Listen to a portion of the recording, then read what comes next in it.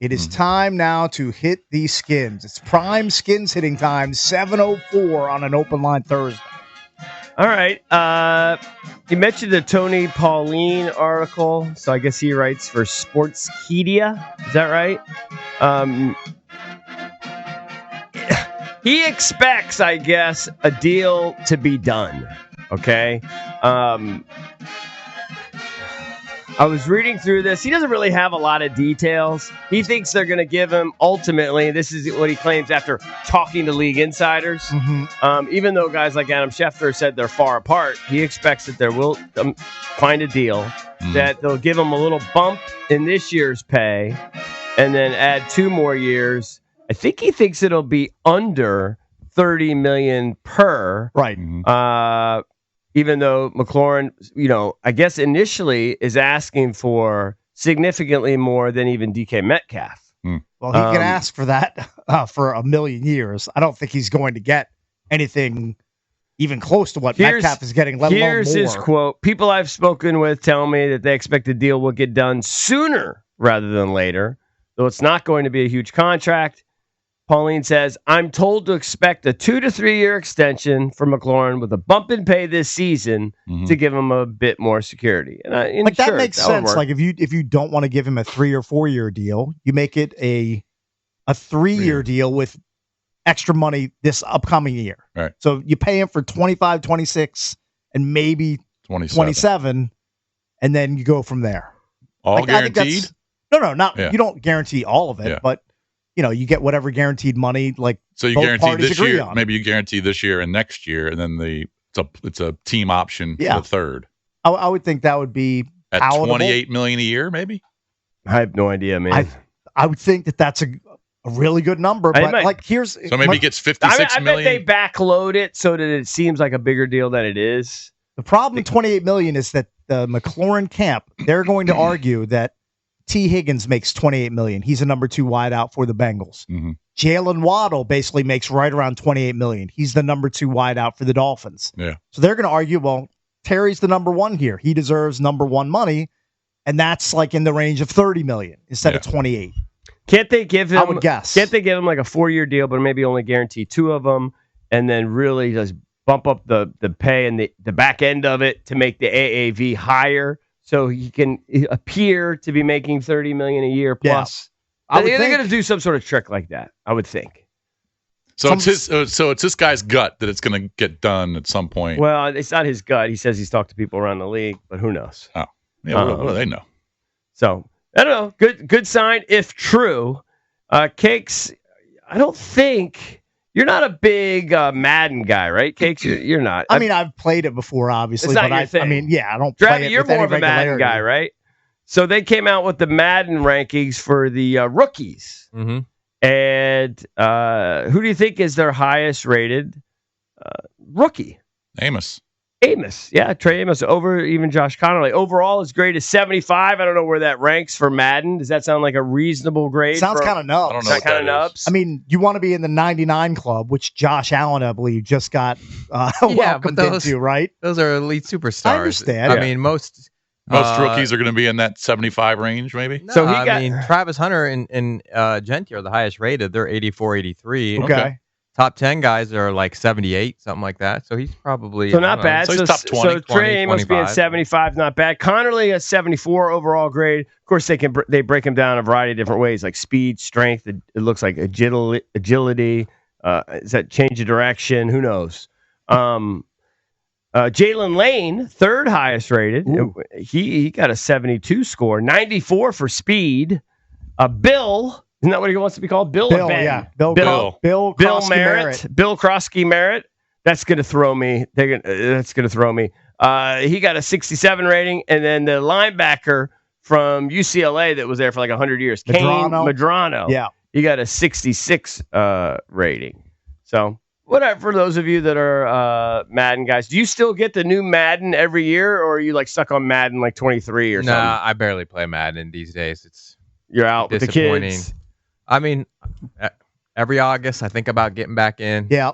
And then maybe I'll get it and play it for like 3 days, and then I'll put it away. This will surprise no one, but I'm such a boomer when I play Madden. It's like I just lock in on whatever I lock in on one route.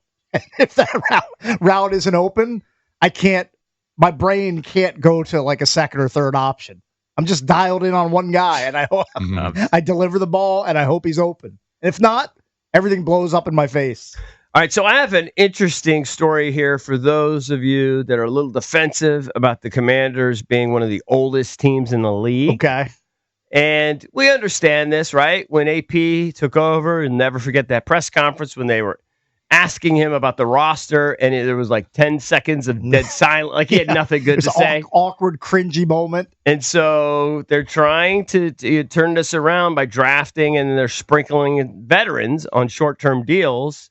And eventually, maybe you won't be so laden with older veterans. You need a mix, but we have quite a few, which brings up our average age. ESPN does a ranking where they rank all 32 NFL teams based on being under the age of 25. Okay? Okay. So how much talent do the Commanders have under age 25? They base it on, let me see, the number of starts, number of snaps, quality of play, value, length of a player contract, relative importance of positions. So like Jaden Daniels being at quarterback's huge. Draft value added in 25. To give you some context, last year, the Commanders were ranked 18th for rosters under the age of 25. Okay? Okay. This year? Oh, can I guess? Because Jaden is under 25. He's 24 years old. That has to vault them. I'm going to say... And they're obviously factoring in the rookies. 6th. 3rd. Wow. That is a huge jump. According to ESPN, Mike Marr should be fired up about this. According to ESPN, we have the 3rd best roster under the age of 25. They got Houston 1, Seattle 2, Washington Commanders 3, and they're talking about Jaden, obviously, Sanistrell, Johnny Newton, Quan Martin, Brandon Coleman, Daniels, Ben Sinnott is mentioned, Luke McCaffrey, Josh Connerly Jr. Did I mention Trey Amos? No, you didn't. So that is something to be excited about. Hey, 98% of it is Jaden Daniels led, I would say. 2 spots too low. We should be number 1 on that list. I take my young guys over anyone else in the NFL. I like it, man. I was shocked to see that, especially when people constantly bring up the fact that we're such an old team. That's a 15-spot jump in one season. Right. That's pretty impressive.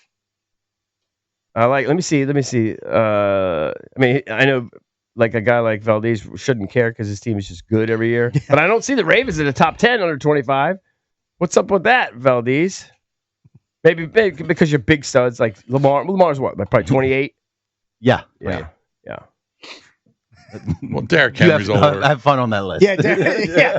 He's like, I don't need to worry about puffing my chest out by having a top this just means we're teams on the come. Understood. Yeah. Doesn't mean we haven't arrived yet. The Ravens have already arrived. Yeah. They're already arrived. Yeah. We're the teams you got to watch out for. I'll tell you what, Zay Flowers is under 25. Yeah. So anyway, let me see if there's anything else. They did sign a tackle for that guy Herbig or whatever that retired. They signed offensive tackle Lucas Nyang. He's a former 3rd-round pick of the Chiefs back in 2020. He's appeared in 33 games. He's had 9 starts. All of his starts came during the 2021 season when he was the Chiefs' right tackle in 7 of the first 9 games. Moved over to left tackle. Then he was placed on injury reserve. He had a torn patella tendon. He played football at New Canaan High School, Cakes. Was 2nd team All Big 12 at TCU. So there you go. They add a veteran. Big dude, 6'6", 320. Oh, I didn't realize he was that big. Boy. Yeah, got a big boy there with some experience. He's some experience starting. He's been in the league for 4 or 5 years. So let's see. Maybe he has a chance to stick. All right. And then is today the day that they're going to vote on the whole stadium Tomorrow. deal? I thought it was Thursday. Today's the 31st, right? No, it's going to be tomorrow. I thought it was going to be today, but I thought it was Thursday. I thought it's August 1st. Oh, okay. I could be wrong. I could double check, but I'm pretty sure it's August 1. All right. I'll take your word for it, Cakes. That's it.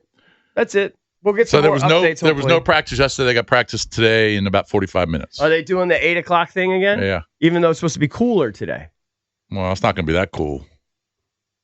I mean, it might be cooler than yesterday. Next week's supposed to be silly. Yeah, next week's supposed to be really Next nice, week's supposed to be really. You got some big thunder boomers coming in tonight, probably after dinner. Yeah, you're gonna have a huge flood warning. Uh-oh. Yeah. Trouble. For today. Look out. Yeah. Big storms today. Not during the day, probably more likely 7, 8, 9 o'clock. Right. So if you're playing golf tomorrow, the courses are going to be a pond. No, I'm out. I'm chilling. Remember, you can always call us on an open line Thursday. 800-636-1067 is the number. Open line Thursday is brought to you by our friends at Window Nation. Searching for new windows and doors, search windownation.com. Their windows are measured to fit the first time and installed by experts to last. Window Nation for your home because it's where you live. 800-636-1067 is the number. We're the Junks. We'll be right back.